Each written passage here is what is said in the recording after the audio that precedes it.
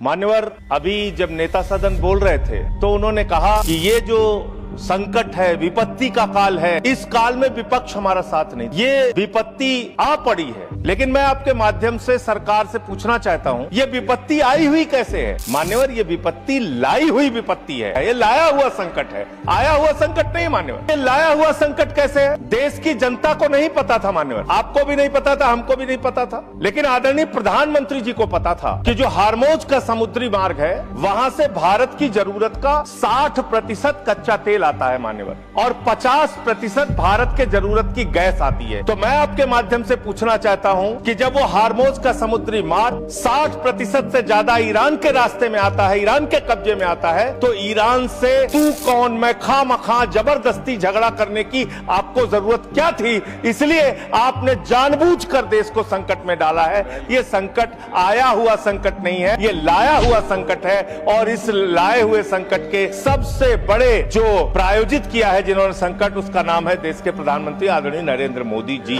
मान्यवर, ये बात देश की जनता को पता होनी चाहिए। आपका परंपरागत मित्र है ईरान, और खुद प्रधानमंत्री ने माना है। प्रधानमंत्री जी जब गए थे ईरान की यात्रा में, उन्होंने कहा भारत और ईरान की दोस्ती इतिहास से भी पुरानी है।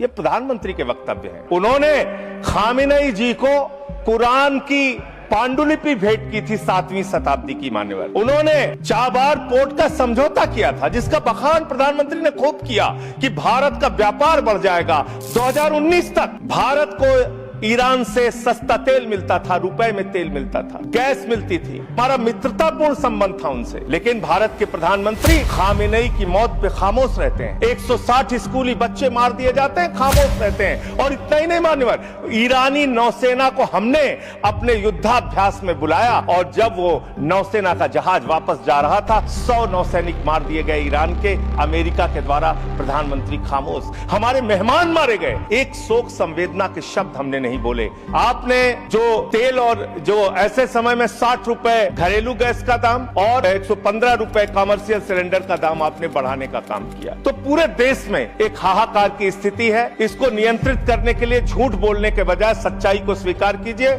और आज जो कहा गया कि हार्मोज समुद्री मार्ग खुल गया है, गलत जानकारी सदन को नहीं देनी चाहिए। हार्मोज समुद्री मार्ग से मात्र 2 जहाज आपके आए हैं, 22 जहाज अभी भी आपके रुके हैं। मैं शुभकामनाएं देता हूं कि आप वार्ता करके उस समस्या का समाधान कराइए।